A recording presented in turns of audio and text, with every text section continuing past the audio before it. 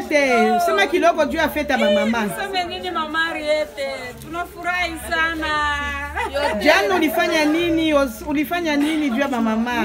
Ilikuwa le 8. Ilikuwa le 8 Mars kabisa, tulifurahi, tukashukuru Mungu alitufikisha hako na vile vile Mungu atufikishe yona le 23 ya hii mwezi tufete mama wote hapa kwetu pefe, tutafurahi sana. En tout cas, merci bandeko, toza na préparation na biso ya fête ya le 23 pour webi toza na mois de la mars, ndesko eza na préparation na biso nini tokobongisa ndeni fête kozala yango ne tozali ya ba mama tozo tuna riziki olobi nini sema lugha yote tutakuwa free ou bien English? Loba lingala mama. Bonne préparation na bino ya fête ya ba mama. Tokuti kosala réunion ba mama nyonso tawa. Tozo sala préparation ya fête na biso ya ba mama. Le 23 ya mois oyo. Toya ebele to sepela. Tobina, tolia, tomela, to sepela elongo. Oza na mboka nini? Ngana za na Australie na PEF. Yo mama apesi cotisation na journée à fête à maman te boyebise nini aya te mama oyo apesi te aya te po tolingi na porte o na ye na mbongo na ngai tolingi te en tout cas baya bafuta batike na bango bakokota bakolia ya bien komela ya bien baya ebele to sepela elongo en tout cas na biso ya ba mama tozo kende bien tozo tala ba mama toza mama présidente va muke pour na fête na biso le 23 bota la liputa yango na le 8 mars olobi nini pour le 23 oh maman présidente na biso communauté ya ba mama pona fête na biso le 23 tozo préparer présidente na biso yeyo mama nyoso congolais ya zazali ana pefa yebi ete nde yeyo moto nzamba pesi biso yeyo le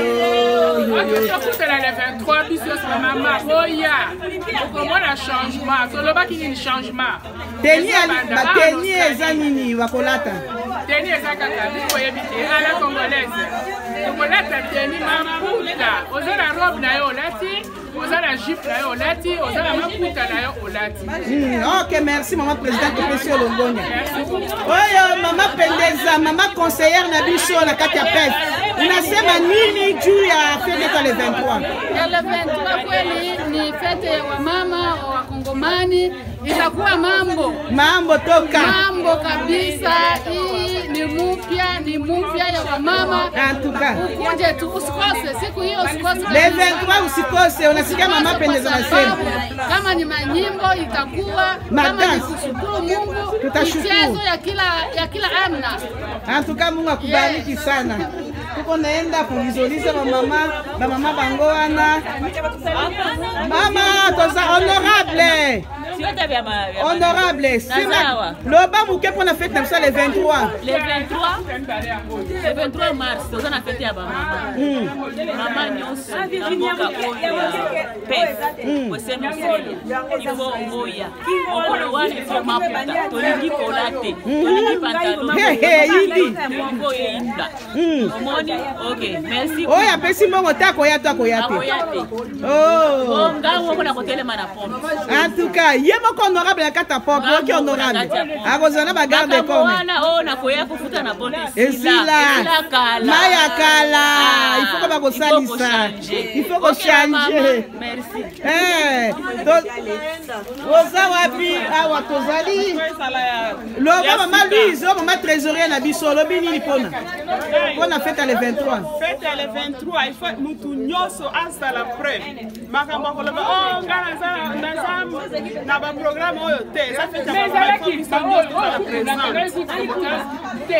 en tout cas te pesi merci ba mama bango na zolanda ka muke bona kisatenya aliputa mama Eva la kisa nde tukolata le 23 yango yo ba super nyoso zawana Ariete omoyo unasema nini mutetela ya pesa unasema nini juu ya fête yetu ya le 23 kweli tunafurahia kweli tufete le 23 kabisa si wote wa mama. En tout cas Mungu anibariki kwa na fema masolo kitoko bokombo nango mama juste pour le matin mukete pour la fête bokombo ne pour la fête bakoloba bien bango wana ye bamama bamisusu bango wana kuna bambote le 23 kolo lobi nini yo mpe moke loba mo moke loba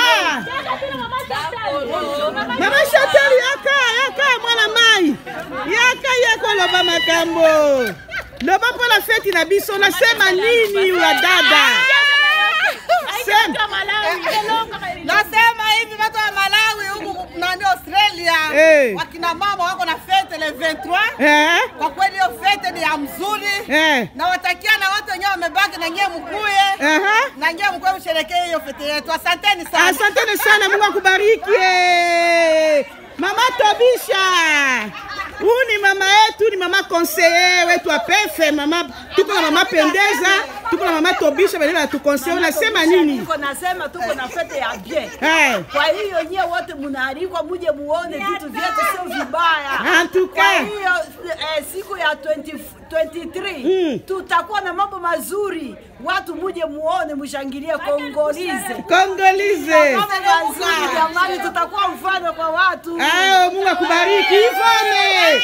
Unasema nini dia fete kwa le 23?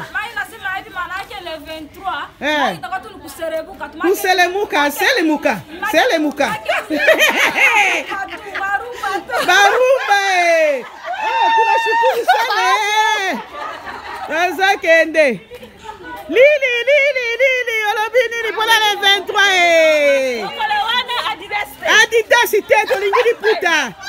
Loba muke ya Lili olobi nini? Loba olobi ni pour le 23.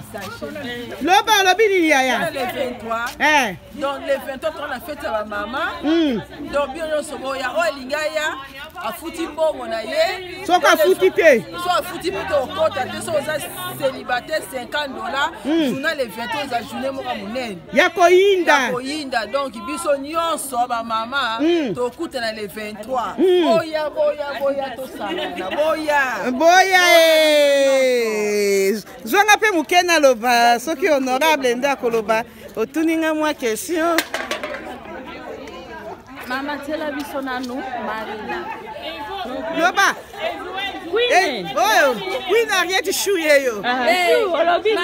Na lobi nga moko mamusha na lobi le 23 boya ba mama oya futa kite aya na ete. Po na porte muta kozala. E mona ni kyo balingi koya teta mususu balinga mboko bimisa mbongo te muko na fete baka na porte mingi toyebi bino. Bino oyo yeyo bino tolingi te boya wana. Boya tenye kozala liputa bota te kozala ba voix tote. E ozala ngo toujours maputa boya merci na bino. Rendez-vous le 23. Bon, comment la base nous soit côté. Adresse c'est na Loftas Awa.